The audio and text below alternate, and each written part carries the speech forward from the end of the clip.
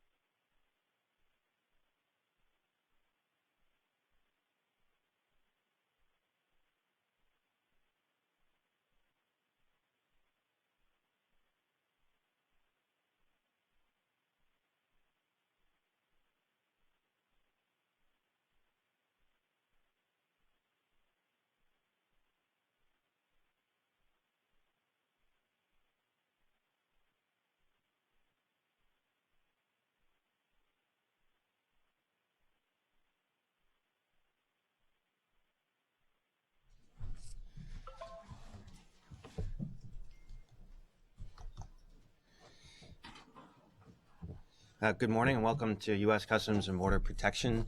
The purpose of today's briefing is to discuss CBP's annual fiscal year 2019 trade and travel statistics. So today we have with us the Executive Assistant Commissioner for the Office of Trade, Brenda Smith, as well as Executive Director Dan Tanciar from the Office of Field Operations. We will open up with a few remarks and then turn to questions and answers. With that, we'll turn it over to EAC Smith. Ma'am.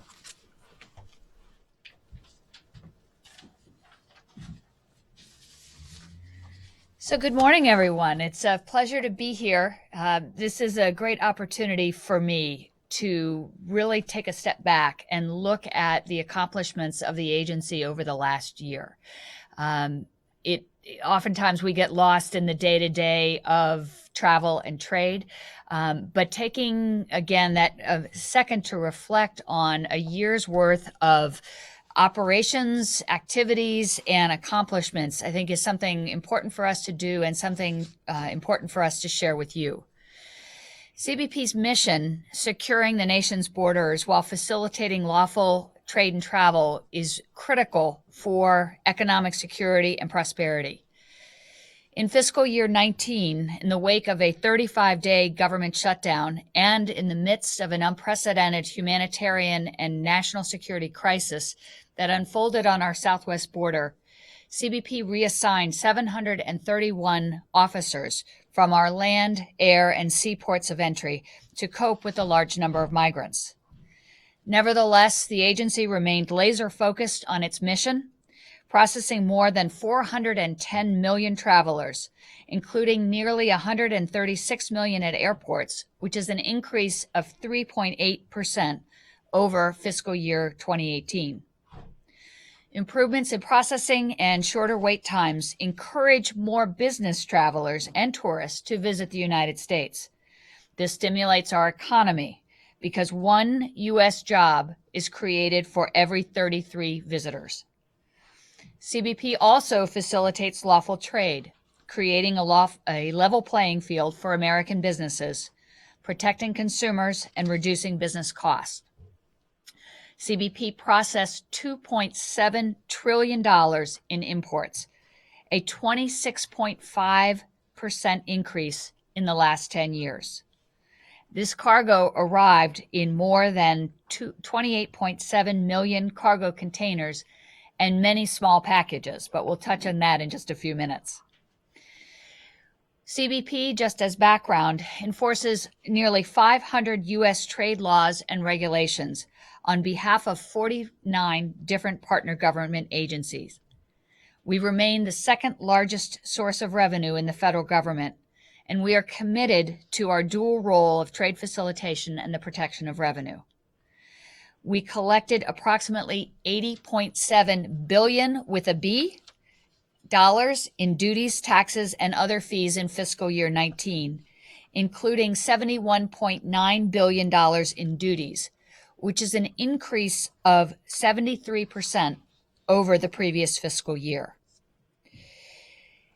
I'd like to really touch on, in the next few minutes, our activities in three key areas: facilitating lawful travel, facilitating lawful trade and protecting U.S. revenue, and combating transnational crime. Our activity in these three areas, which are core missions of Customs and Border Protection, are often somewhat invisible, but they're critical to promoting a prosperous, competitive economy and services to the American public. I'd like to repeat, because they really are indicative of the level of activity at our agency, two data points that I mentioned a minute ago. And that is that last year we processed $2.7 trillion in imports and collected nearly $81 billion, an increase of 73% over the previous year. This is in the midst of an extremely complex and dynamic trade environment. As many of you know, we are responsible for implementing and enforcing 14 trade agreements with 20 countries. But in the last few months, we've seen 3 new trade agreements announced, with the signing of USMCA yesterday by the President, as well as the announcement and implementation of the U.S.-Japan trade agreement and the first phase of the U.S.-China trade agreement. In order to manage that trade, we have relied on a variety of partnerships and new technology. We also use the same approach in our travel arena. For example, we expanded the use of non-intrusive inspection technology, which we also call NII, at U.S. ports of entry. This technology enables CBP officers to examine a cargo container in only 8 minutes, which,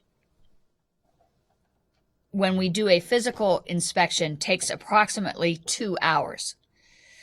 The time saved using NII and radiation detection equipment generates up to $17.5 billion in economic benefits for the trade community and up to $1 billion in government cost savings every year.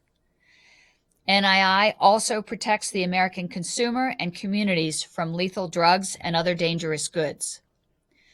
We used large-scale NII to conduct more than 3,000 seizures in fiscal year 19, a 21% increase over the previous year.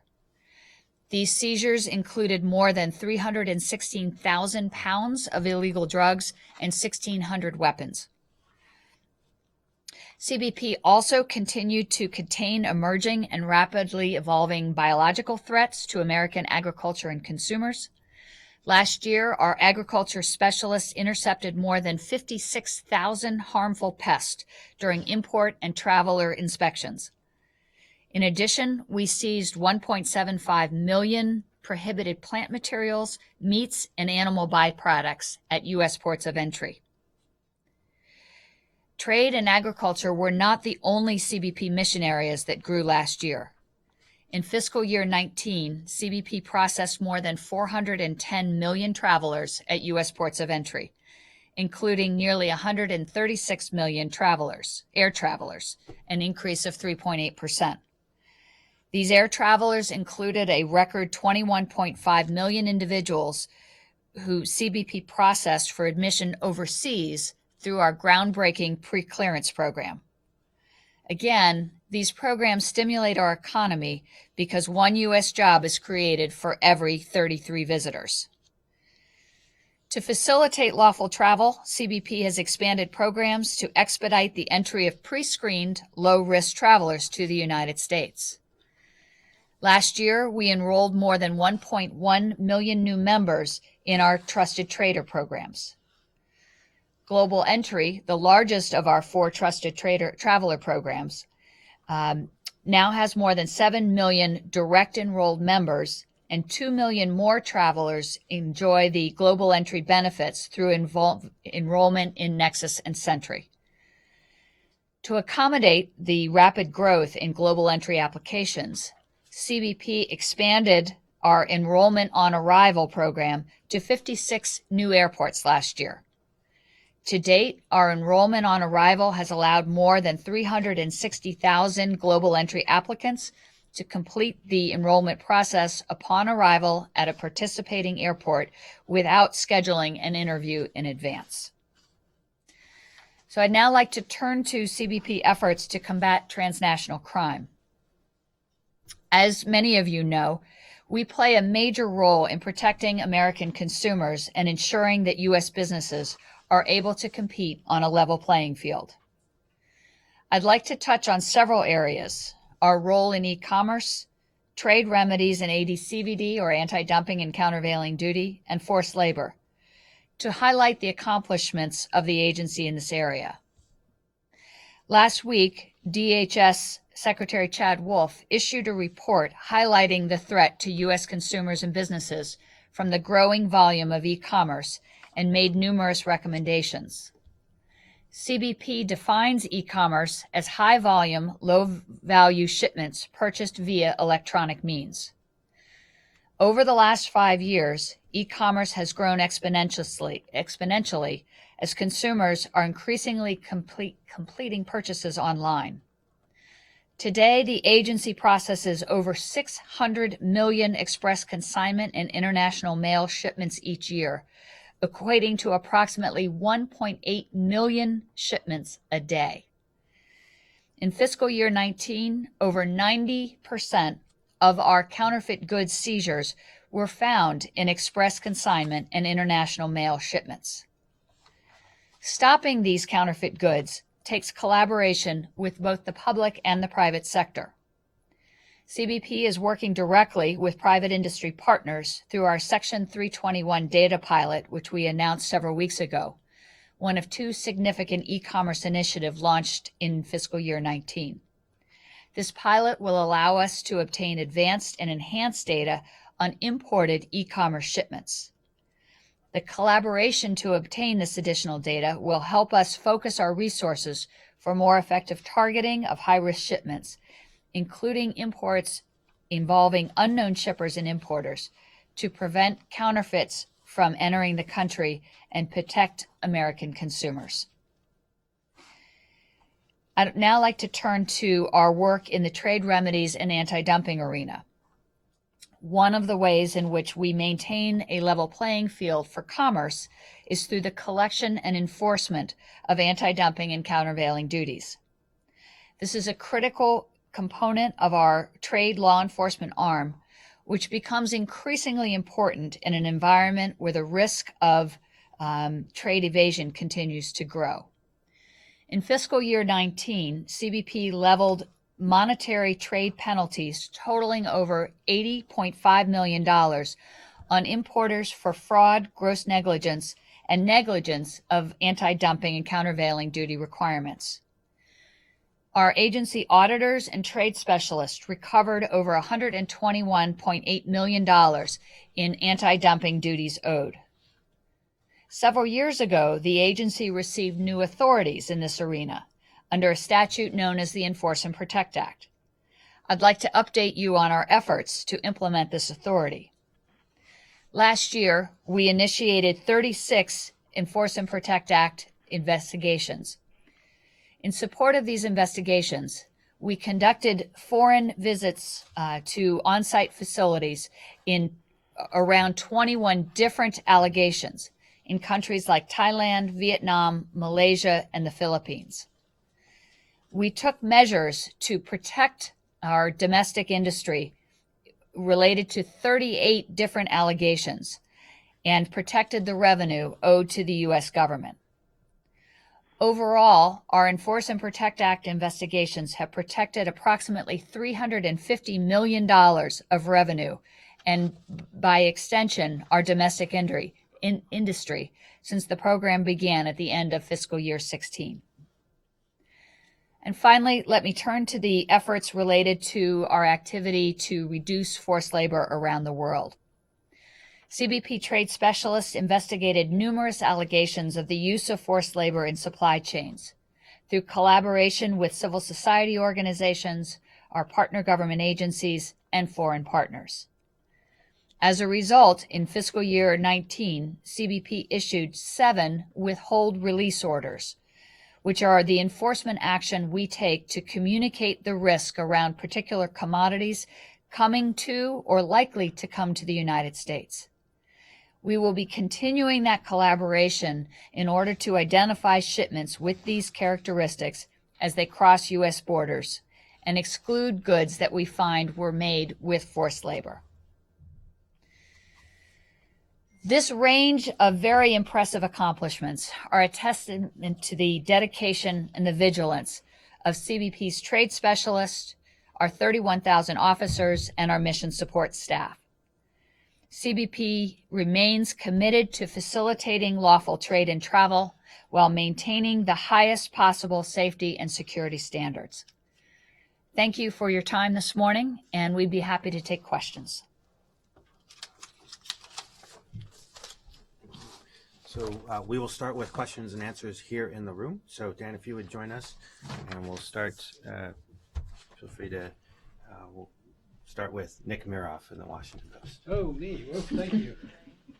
I would be curious to know, I'm sorry I missed the beginning of the presentation, but I would be curious to know how the impact on trade and travel that we saw during the peak of the border crisis this summer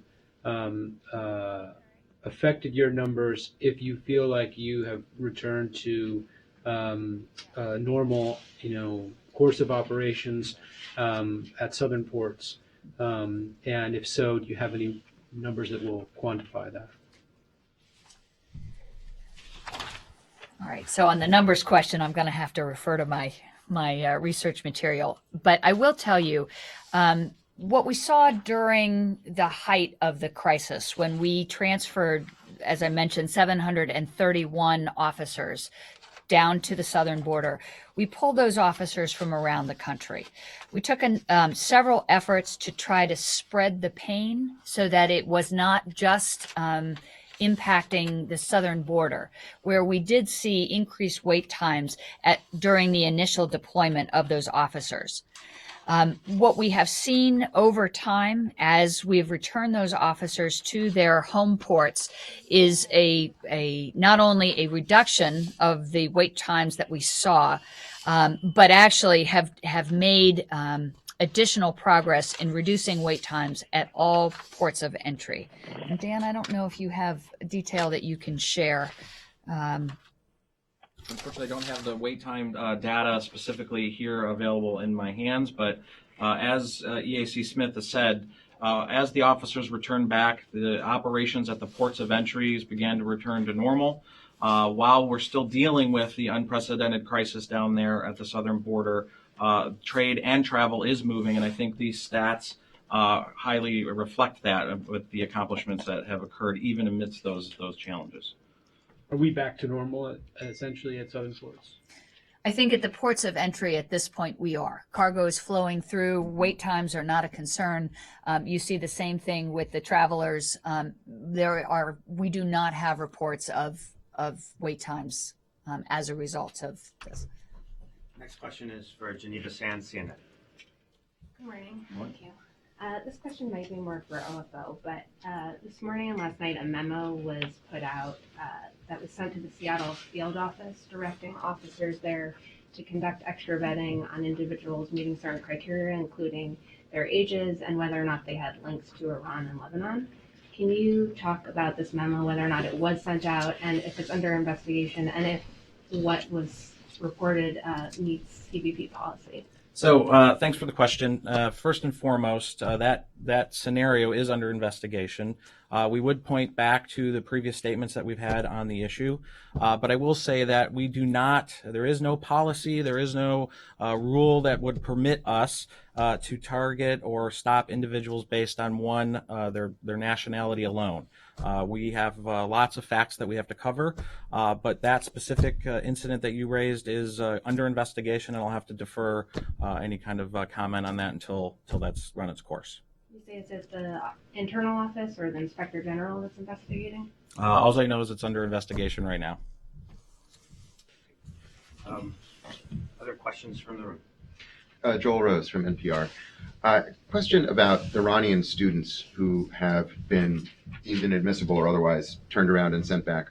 I understand that frontline CBP officers have discretion, but what is it that they would be seeing that the visa investigation process did not turn up? In other words, investigators had months and months and months to vet these people. What is it that a CBP officer in the moment at Logan Airport or Detroit or wherever sees that they can't see? Great question, too. So let me just kind of provide sort of a description on how the process works first. When a traveler applies for a visa overseas, the State Department Consular Office will adjudicate that and vet it. Often those visas are valid for a pretty long period of time. So think of it, the visa is permission to knock on the door of the United States, and upon arrival, it is then CBP that will make the final determination of whether or not they meet all the criteria for admissibility under whatever visa category they're seeking entry under. And bear in mind, too, that each and every day, CBP officers encounter folks who are not properly documented, do not meet the criteria in which that they're seeking entry, and also there are security and other issues that relate to the determinations that are made in granting someone entry in the United States. So while it's important to remember that we also get the totality of circumstances at that moment that they're seeking entry into the United States, where visa issuance doesn't have that luxury. Any questions from the room? Okay. We understand we have individuals who are with us online, and so give the opportunity for David Lauder from Reuters to ask a question. David?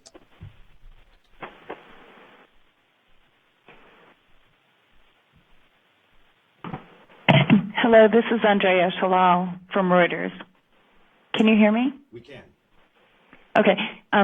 We're wondering about the coronavirus and what measures you are taking to ensure that people are scanned, quarantined if need be. Can you give us any kind of an update on what you've seen so far and whether there are any additional measures in place? Thank you. This is Dan Tanciar. So with respect to the coronavirus, of course, we work very closely with the Centers for Disease Control, who are the lead agency in charge of the response to the coronavirus. What we do at the ports of entry, of course, is as the travelers arrive, we will refer any individuals who need to be seen by CDC to ensure that they receive the protocols that CDC has set forth for those travelers. So we work very closely with them, are in continual, constant communication in terms of how to respond, but CDC is the lead in screening those travelers and documenting whatever next steps are necessary. Can I just follow up? Can you give us any data, statistics, whether you've seen any air travelers or people coming in who may have the virus? Have you had any referrals to CDC? So first and foremost, CBP officers are not, trained medical professionals. So we are not in a position to be able to determine whether or not someone is or isn't displaying symptoms of any particular illness. With respect to any other findings or results, I would have to refer you to CDC for that. Thank you. Next question is on the line with Aaron Boyd, Gov Exec. Aaron?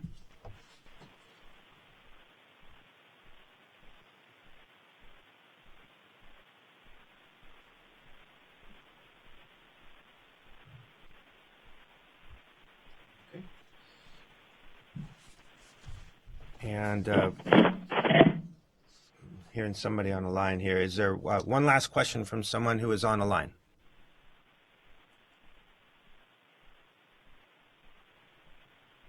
Okay, hearing none. Hello? Hi. Hello? Go ahead. We can hear you. Hi, Lori Aratani from the Washington Post. I just had a question also on the coronavirus. Has that required CBP to staff up at these ports where they're doing enhanced screening to handle it, or are you doing it with their regular staffing? So we are at the regular staffing complement to provide all international arriving travelers. CDC, again, is conducting the screenings and are handling that aspect of the arrivals process. Thank you. And that covers the question and answer portion of this briefing. We will post the trade and travel report online on cbp.gov at noon today. We're happy to follow up with any additional questions you may have. Thank you for joining us today, and we'll be in touch. Thanks.